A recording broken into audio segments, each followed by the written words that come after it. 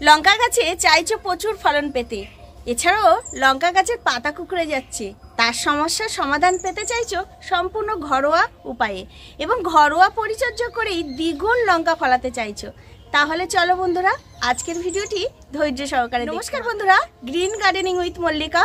আশা করছি তোমরা সকলে খুব ভালো আছো, সুস্থ আছো এবং সবুজের সঙ্গে আছো। ছাদ বাগানে ভিন্ন ভিন্ন শাক সবজি ফুল গাছ করছো এবং খুব আনন্দ।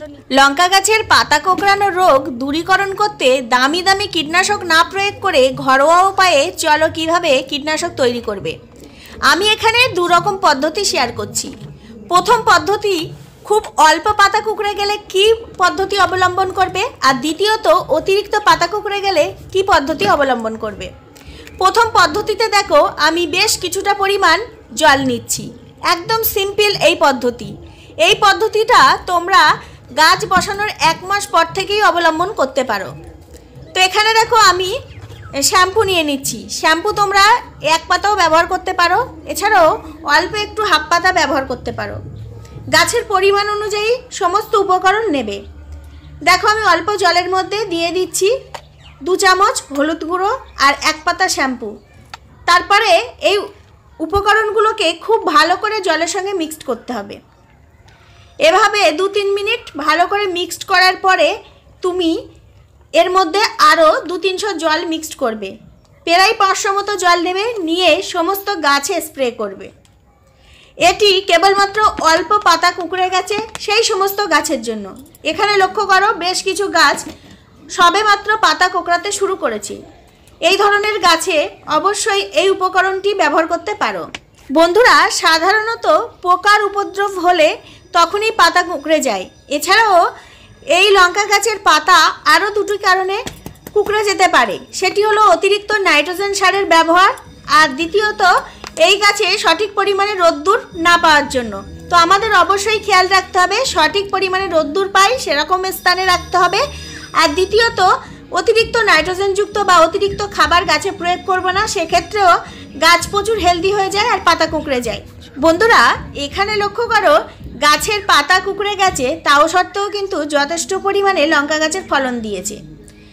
যে গাছগুলোতে অতিরিক্ত পাতা কুঁকড়ে গেছে সেক্ষেত্রে সেই গাছের ডোকগুলোকে কেটে দেবে, কারণ অতিরিক্ত কোঁকড়ানো পাতা বা অতিরিক্ত কোঁকড়ানো ডোক কোনোদিনই ঠিক হবে না।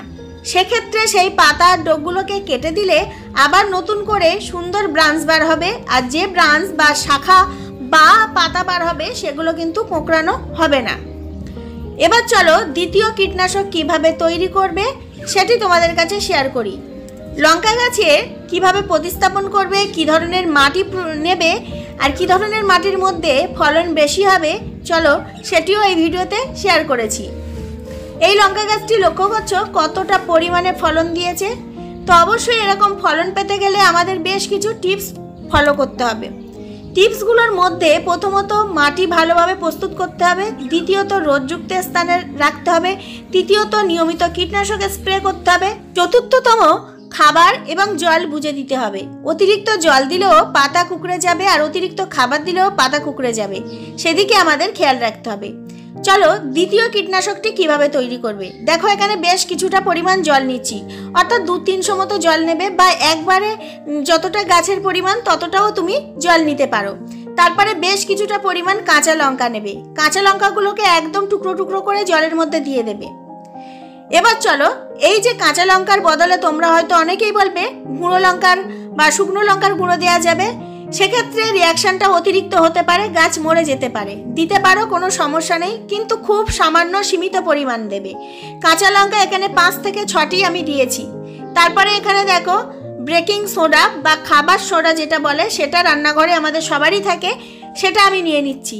এটি কিন্তু খুব সীমিত পরিমাণে দেবে, অতিরিক্ত দেবে না। দেখো আমি 1 চামচও দিনে একদম অল্প একটু দিয়েছি। তারপরে আমি এখানে দিয়ে দেব গুঁড়ো হলুদ। গুঁড়ো হলুদ 2 চামচ দিয়ে দেব। অবশ্যই সমস্ত উপকরণের পরিমাণটা তোমরা একটু বুঝে নেবে। তারপরে দেখো আমি এখানে ওই 5 থেকে 6টি রসুন নিয়েছি। এই রসুনের কোয়াগুলোকেও টুকরো টুকরো করে আমি এই জলের মধ্যে দিয়ে দেব। এবার তোমাদের অনেকেরই প্রশ্ন থাকবে যে এই উপকরণগুলোর কি কি কার্যকারী ক্ষমতা আছে। লঙ্কার গুঁড়ো বা লঙ্কা দিলে গাছে যে পোকার উপদ্রব হবে সেটি নষ্ট হয়ে যাবে। এবং এই যে রসুন দিচ্ছি, রসুনে কিন্তু একটা তীক্ষ্ণ গন্ধ আছে, সেই গন্ধ কিন্তু পোকা মাকড় এগুলো নিতে পারবে না। তৃতীয়ত, গাছে যদি ফাঙ্গাসজনিত কোনো রকম সমস্যা থাকে, অনেক সময় টবের মাটিতে ফাঙ্গাস লাগার কারণে বা গাছের ছোট ছোট পোকার ডিম থাকে, সেগুলো কিন্তু নষ্ট করে দেবে এই গুঁড়ো হলুদ। তো অবশ্যই গুঁড়ো হলুদ আর এই রসুন আর নিয়ে নেবে এই খাওয়া সোডা আর নিয়ে নেবে এই লঙ্কা আর এক পাতা শ্যাম্পু এর সঙ্গে মিক্সড করে দেবে। বন্ধুরা, আমার সমস্ত উপকরণ দেওয়ার পরে আমি খুব ভালো করে এভাবে মিক্সড করব অন্তত 2 থেকে 3 মিনিট। তারপরে এরকম এয়ারটাইট কৌটার মধ্যে আমি যেহেতু নিয়েছি, এটাকে আমি এইভাবে ঢেকে রাখবো অন্তত 2 থেকে 3 ঘন্টা। 3 ঘন্টা ঢেকে রাখার পরে আমি স্প্রে করব।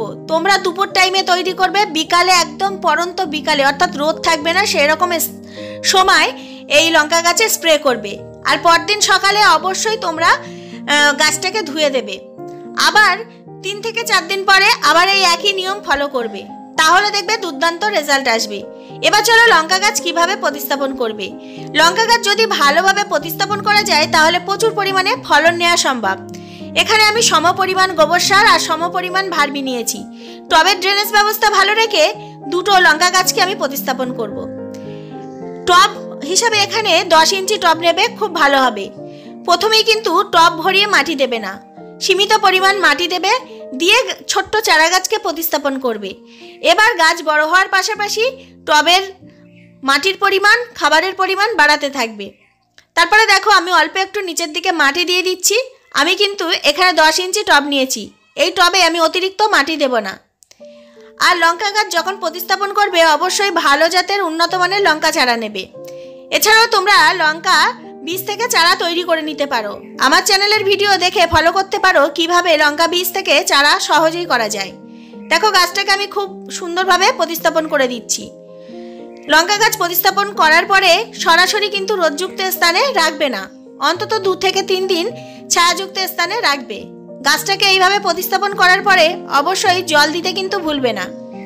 আমি দেখো গাছটাকে প্রতিস্থাপন করছি এবং আরও একটি গাছ আছে, ওটিকেও একই নিয়মে প্রতিস্থাপন করব। দেখো ছাদ বাগানে কিন্তু সহজেই সারা বছর লঙ্কা চাষ করা যায়, যে লঙ্কা ছাদ বাগান থেকেই তুমি প্রতিনিয়ত হারভেস্ট করতে পারবে। গাছ প্রতিস্থাপন হয়ে গেছে, এবার আমি জল দিয়ে দেবো ভরপুর। টবের ড্রেনেজ ব্যবস্থা ভালো রাখলে তাহলে লঙ্কা গাছের পাতা কোঁকড়ানো রোগ অনেকটাই দূর করতে পারবে।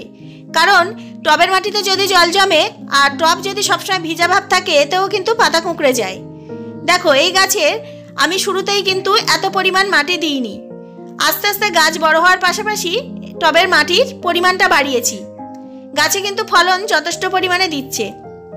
এবার দেখো এই 10 ইঞ্চি টবটাকে আমি ছায়াযুক্ত স্থানে রাখবো। 3 দিন পর রোদযুক্ত স্থানে দেওয়ার পরে গাছটি যখন একটু লম্বা এবং ঝোপালো করার জন্য আমাদের এরকম ব্রাঞ্চগুলোকে কেটে দিতে হবে।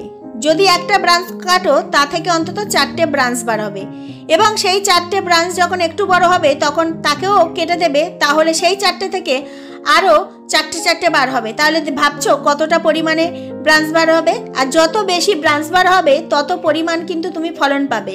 একটি ডাল থেকে বা একটি শাখা থেকে বেশি ফলন তুমি পাবে না, সেদিকে খেয়াল রাখতে হবে। লঙ্কা গাছকে দ্রুত বড় করতে এবং প্রচুর ফলন পেতে কি খাবার প্রয়োগ করবে।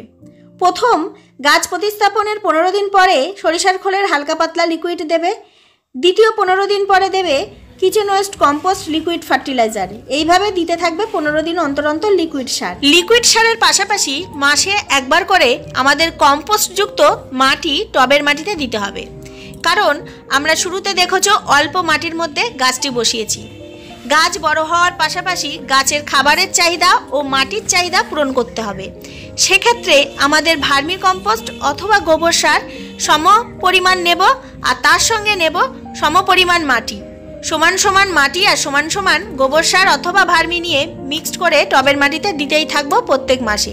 মাত্র 2.5 মাসের মধ্যে লঙ্কা গাছে থেকে প্রচুর পরিমাণে ফলন পাবে। বন্ধুরা, আমি বারবার শেয়ার করেছি, পিছনের ভিডিওগুলো লক্ষ্য করলে দেখতে পাবে আমার প্রচুর লঙ্কা গাছের ভিডিও আছে, আর লঙ্কা গাছের থেকে আমি প্রচুর লঙ্কাও হারভেস্ট করেছি। ছাদ বাগানে সারা বছর লঙ্কা চাষ করা যায় খুব সহজ, সিম্পল, ঘরোয়া পরিচর্যা করে। তবে খুব সহজেই লঙ্কা চাষ করা যায়। আমার পিছনের ভিডিওগুলো ফলো করলে বুঝতে পারবে আমি কত পরিমাণ লঙ্কা ফলিয়েছি এই ছাদ বাগানের টবের গাছে। সাইজ হয়েছে লঙ্কা ঠিক এমন লঙ্কা পেতে চাইলে অবশ্যই আজকের ভিডিওটি একটু ধৈর্য সহকারে। আরও লক্ষ্য করো, লঙ্কাও সবুজ আর পাতাও সবুজ, সেই জন্য অতটা হয়তো বোঝা যাচ্ছে না। দেখো লঙ্কার সাইজ দেখতে পাচ্ছ কি অসাধারণ হয়েছে। প্রত্যেকটি টবের গাছে কিন্তু আমরা এভাবে লঙ্কা ফলাতে পারি। এই দেখো বন্ধুরা, আমি আশা করছি তুমিও তোমার ছাদ বাগানে ঠিক এমন হারে লঙ্কা ফলাতে পারবে। আর লঙ্কার সাইজটা দেখতে পাচ্ছ কি অসাধারণ হয়েছে। মাত্র 6 থেকে 7টি টবে এরকম লঙ্কা গাছ করে রাখলে সারা বছর কিন্তু লঙ্কার চাহিদা আমরা ছাদ বাগান থেকেই মেটাতে পারবো। ভিডিওটি এতক্ষণ ধৈর্য সহকারে দেখার জন্য অসংখ্য ধন্যবাদ বন্ধুরা। ভালো থেকো, সুস্থ থেকো। আবার আসবো নতুন কোনো ভিডিও নিয়ে, নতুন কোনো বিষয় নিয়ে এবং নতুন কোনো সমস্যার সমাধান নিয়ে। টাটা।